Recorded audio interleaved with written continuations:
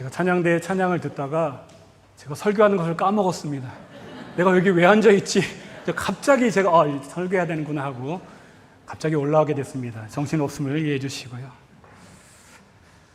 성경에서 믿음의 조상하면 우리는 우선 아브라함을 떠올리게 됩니다. 우리가 잘 아는 말씀, 창세기 12장 1절에 보면 여호와께서 아브라함에게 이르시되 너는 고향과 친척과 아버지의 집을 떠나 내가 내게 보여줄 땅으로 가라 하는, 하나님께서 아브라함에게 땅을 보여주시거나 확실하고 안전한 길을 보장해서 길을 열어주시고 인도하신 것도 아닌데 그저 보여줄 땅이라 하시며 막연한 길로 부르셨건만 그는 그 하나님의 말씀에 순종하여 믿음의 모험을 떠납니다. 또한 아브라함 하면 우리가 떠오르는 믿음의 사건, 더 유명한 사건이지요. 창세기 22장에 100세에 얻은 아들 이삭을, 그 귀한 아들을 모리아산에서 번제로 바치라는 그 하나님의 명령에 순종하여 아브라함이 번제단에 바칩니다. 참 이해하기 어려운 본문이죠. 인간적으로 어떻게 우리가 그걸 쉽게 이해할 수 있겠습니까? 어쨌든 성경은 아브라함이 믿음으로 순종했고 그 순종으로 하나님도 감동하시는 것을 기록하고 있습니다. 22장 12절 말씀에 우리가 잘 아는 거죠. 사자가 이르시되 그 아이에게 내 손을 대지 말라. 그에게 아무 일도 하지 말라. 내가 네 아들 네 독자까지도 내게 아끼지 아니하였으니 내가 이제야 내가 하나님을 경외하는 줄을 아노라. 창세기 12장에서 그렇게 말씀에 의지하여 안정된 삶의 터전을 떠나는 믿음의 결단과 모험, 그리고 22장에 가서는 아들을 내어주기까지 하는 그 믿음의 철저한 헌신과 순종이 우리로 하여금 이 두 사건만 봐도 아브라함을 믿음의 조상이라 칭하기에 부족함이 없습니다. 그런데 이 12장과 22장, 믿음의 모험을 떠나고 믿음의 철저한 헌신을 하는 이 두 가지 사건 사이에 있는, 이 중간에 있는 아브라함의 모습을 보면 믿음의 조상이라고 하기에는 많이 부족한 모습을 확인할 수 있습니다. 우리가 잘 아는 것처럼 창세기 12장만 해도 그렇습니다. 믿음의 모험을 떠나 가나안 땅에 희망차게 도착합니다. 그리고 가는 곳마다 제단을 쌓고 하나님께 예배를 드리면서 믿음의 여정을 이어갑니다. 그렇게 힘차게 시작했는데요, 10절에 가서 단 10절 지나자마자 그 땅에 기근이 들자요, 흉년이 이르자, 먹을 것이 없자 곧바로 하나님의 약속의 땅을 떠나 애굽으로 내려갑니다. 풍요의 땅, 비옥한 땅, 이방의 땅으로 내려갑니다. 또 가서는 어떻습니까? 약속의 땅을 버린 것도 모자라 내려가서는 어떻습니까? 아내를 누이라고 속이며 거짓말하게 하지요. 왜요? 자기 목숨 살겠다고.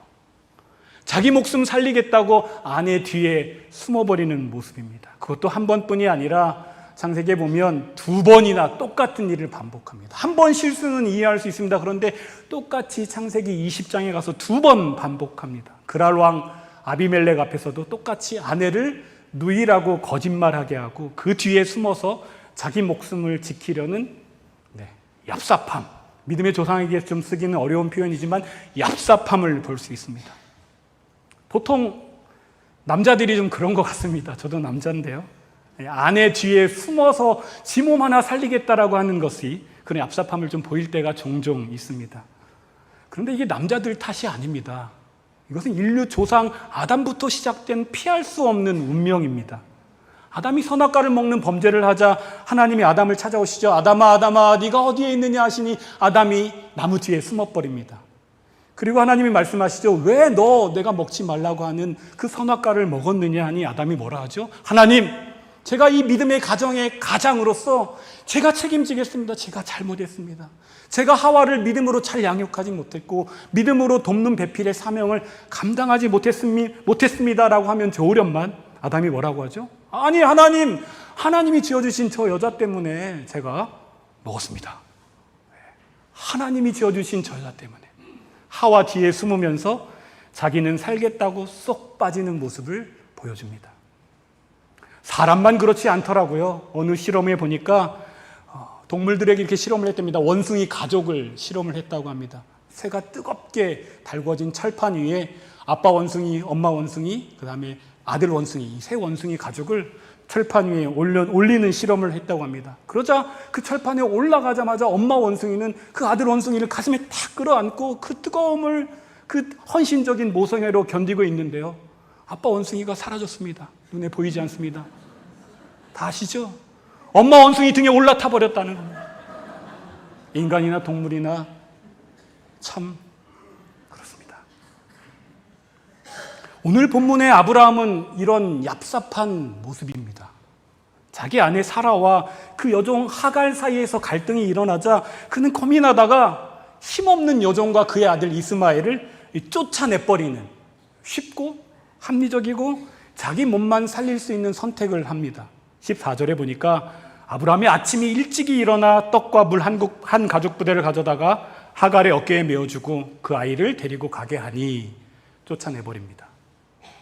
그런데 아브라함은 이 쫓아낼 때 자신의 몸을 사리면서 쫓아내긴 해야 하는데 그냥 쫓아내기는 뭐하니까 그래도 물 조금과 떡 조금과 물 가죽 한 가죽 부대를 어깨에 메어주며 할 도리는 다 했다라고 나름 합리화할 수 있는 명분을 만들어서 떠나보냅니다.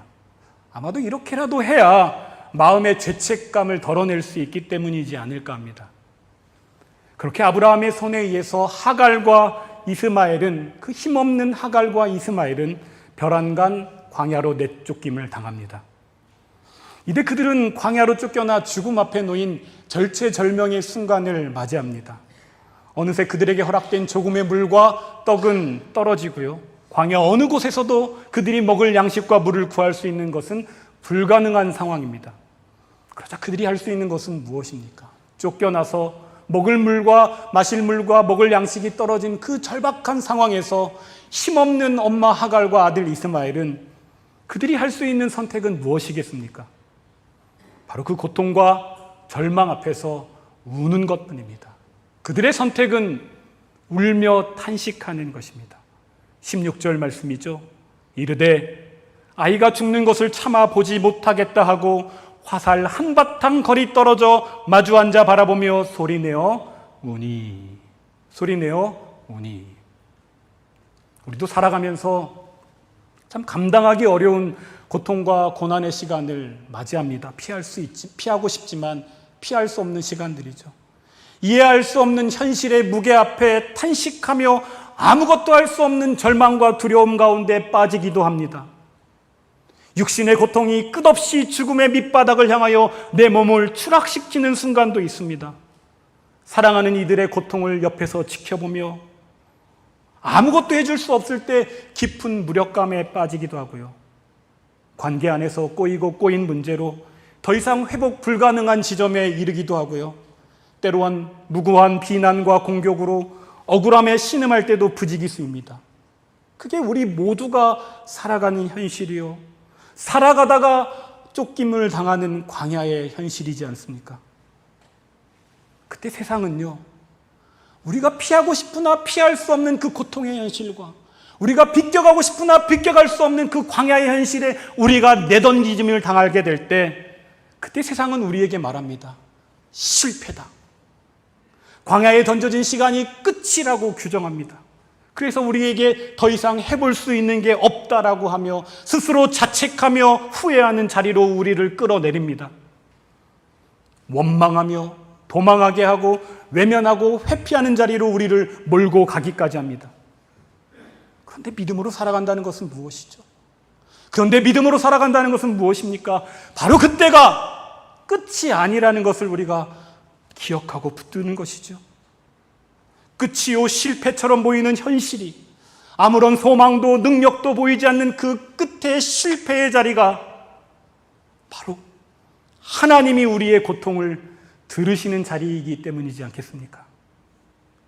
오늘 본문 17절 말씀도 그러시죠. 하나님이 그 어린아이의 소리를 들으셨으므로 하나님이 사자가 하늘에서부터 하갈을 불러 이르시되 하갈아 무슨 일이냐 두려워하지 말라. 하나님이 저기 있는 아이의 소리를 들으셨나니. 하나님은 이스마엘의 고통을 들으셨고 하나님은 하갈의 고통을 들으셨습니다. 여기서 하나님이 들으신다는 것은 단순히 듣고 위로해 주시는 그런 말씀의 차원이 아니죠. 적절한 격려의 말과 희망의 말로 우리의 감정을 도닥거려주고 어루만져주는 차원의 위로가 아니지요. 하나님이 우리의 고통을 들어주신다는 것은 우리가 하는 일보다 하나님이 우리에게 하시는 일이 훨씬 더 많다라는 것을 알려주는 사실입니다.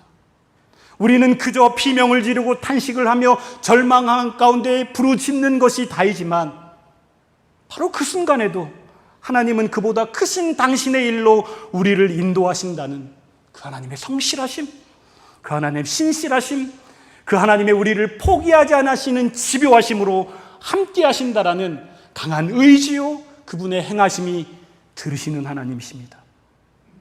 그렇기에 우리가 할 수 있는 일은요, 고통 앞에서 우리가 할 수 있는 일은요, 우는 일입니다. 절망하며 탄식하는 일입니다. 하나님은 고통 가운데 있는 우리에게 먼저 믿음을 요구하지 않으십니다. 우리의 자격과 조건을 계산하고 따지지 아니하십니다. 그것을 보시고 우리의 고통을 들으실지 아니 들으실지 결정하지 않으십니다. 그렇기에 우리가 그저 고통하며 울며 탄식하면 광야에 내던져진 것 같은 그 현실에서 우리가 울며 탄식하면 하나님은 그 자리에 찾아오시어 들으시고 우리와 함께하여 주십니다. 오늘 본문의 하갈과 이스마엘을 보십시오. 그들이 한 것은 고통 가운데 울부짖는 것뿐이지 않습니까? 본문 어디에도 하갈이 하나님을 향한 헌신과 수고와 믿음의 고백과 내용은 드러나지 않습니다. 다만 고통에 내던져진 자들이 자신의 고통을 있는 그대로 하나님께 드러낼 뿐입니다. 그때 하나님은 들으시고 그때 하나님은 그 고통의 자리에 찾아오시어 함께 하시는 것이 전부입니다. 이제 됐습니다. 고통 가운데 내던졌을 때 하나님이 찾아오시고 들으시고 하나님이 그 자리에서 우리와 함께 하시니 다 됐습니다. 하갈은 차마 볼 수 없는 자식의 고통을 화살 한바탕 거리 300m의 거리에 떨어져서 목 놓아 울며 탄식하는 일로 자신이 할 수 있는 일을 다 했습니다. 그리고 이제 그곳에 하나님이 찾아오셨고 이제 하나님이 하실 일을 하시기만 하면 됩니다. 그런데 그렇게 찾아오신 하나님이 그곳에서 일하지 아니하십니다. 그곳에서 직접 일하지 아니하십니다. 다만 약속하시고 명령하실 뿐입니다. 18절 말씀 함께 제가 보겠습니다. 일어나 아이를 일으켜 내 손으로 붙들라 그가 큰 민족을 이루게 하리라 하시니라. 하갈과 죽어가는 이스마엘의 소리까지 들으셨으면, 그리고 그들과 함께 하시는 은총으로 하나님이 그곳 가운데 찾아오셨으면 이제 하나님은 그 죽어가는 아이를 일으켜 세워야 하는 것이 마땅한 일인데 하나님은 그 일을 하나님이 하지 않으시고 하갈에게 맡기고 있는 것입니다. 네가 가라. 네가 일으켜 세우라. 네 손으로 붙들라. 그러면 그가 큰 민족을 이루도록 내가 하겠다. 네가 해라. 네가 해라. 그러면 내가 하겠다. 하나님은 왜 직접 이스마엘을 일으켜 세우지 않고 똑같이 고통 중에 있고 절망 중에 있는, 아니 그보다 더 큰 고통과 절망 중에서 탄식하고 있는 하갈에게 명령하시는 걸까요? 하갈 자기 몸 하나도 견디기 어려운 그녀에게 하나님은 왜 그렇게 명령하시는 걸까요? 아마도 그것은요, 이렇게 생각해 볼 수 있습니다. 우리가 고통 중에 있다고 해서, 우리가 절망 중에 있다고 해서 그 오늘이라는 현실을, 우리에게 그 주어진 시간을 외면하고 도망하지 말라는 것이죠. 주저앉아 원망하고 절망하는 것으로 끝내지 말고 반드시 그 시간을 통하여 하나님께서 만들어내실 하나님의 역사가 있으니 믿고 그 약속 붙들어 일어나라는 것입니다. 왜냐하면 오늘의 고통은 그 고통으로 끝나는 실패요 절망이 아니라 우리를 더 나은 자리로, 우리를 더 성숙된 자리로 인도하시는 하나님의 은혜의 부름이시기 때문입니다.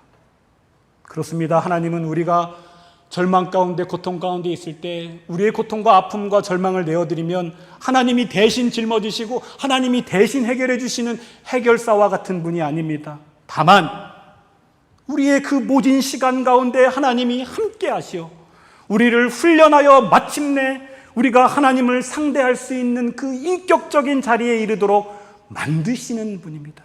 우리를 그렇게 이끌어 가시는 분입니다. 당신의 구원의 계획과 역사에 함께 걸어갈 믿음의 동반자로 우리를 자라게 하시고 끝까지 그 믿음의 동반자로서 걸어가시는 분입니다. 마치 우리를 가로막고 있던 큰 벽 때문에 우리가 앞이 보이지가 않죠. 가로막은 이 벽을 허물어야만 우리가 그 벽의 너머의 세계를 볼 수 있을 것만 같은데, 그게 아니라 우리가 키가 크면, 우리가 믿음으로 자라면 자연스럽게 벽 너머에 있는 세상을 볼 수 있는 것처럼, 그러니 당장 벽을 허물어 달라고, 당장 문제와 고통의 상황을 허물어 달라고만 기도하지 않고, 하나님이 계속해서 우리의 인생 가운데 그 벽을 두신다면 다 뜻이 있는 거라 믿고 인내하며 기다리는 가운데 합력하여 선을 이루시는 하나님을 붙들면 우리의 믿음의 키가 점점 자라게 될 것이요, 우리의 믿음의 성숙이 점점 이루게 될 것이요, 그러면 보게 될 것입니다. 이것이 바로 하나님이 우리를 통해, 고통의 시간을 통해 일하시는 하나님의 방법이기 때문입니다. 바로 그때죠. 하나님의 방법을 이루시는 바로 그때죠. 비로소 그때 하갈의 눈이 열리게 됩니다. 이전에 고통 속에서 보지 못하던 것을 그녀가 보게 됩니다. 우리 19절 말씀을 함께 한 목소리로 읽겠습니다. 19절 말씀 함께 읽겠습니다. 시작.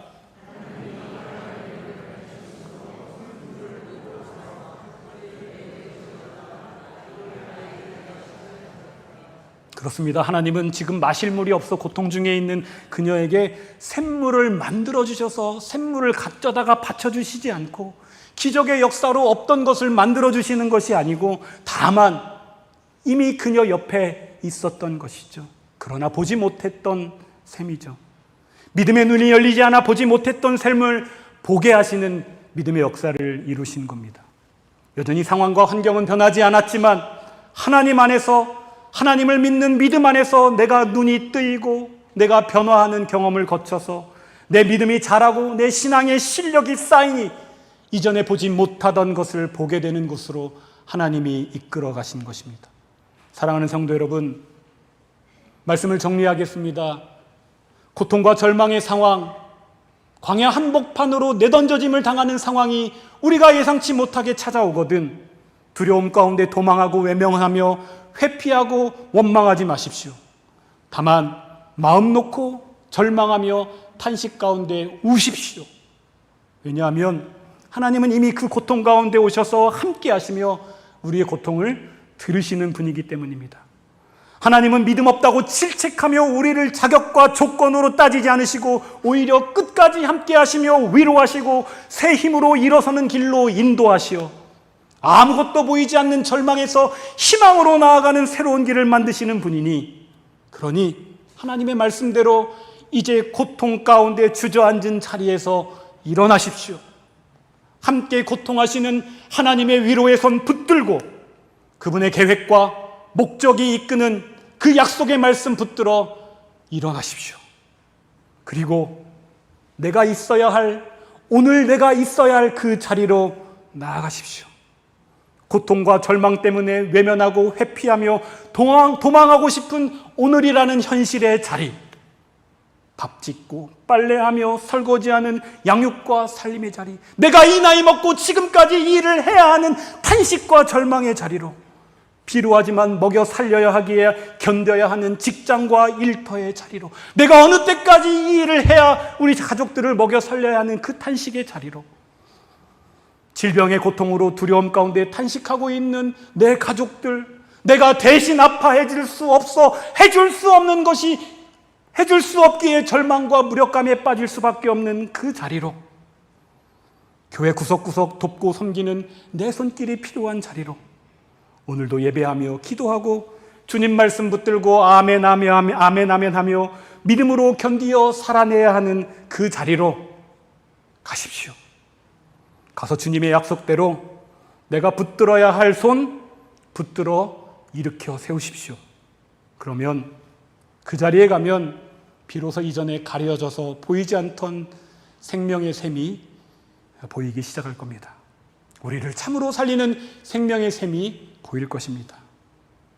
살 길이 분명해지고 살 소망이 확실해지며 살 용기와 믿음이 확고해지는 믿음의 눈이 열리게 되는 것입니다.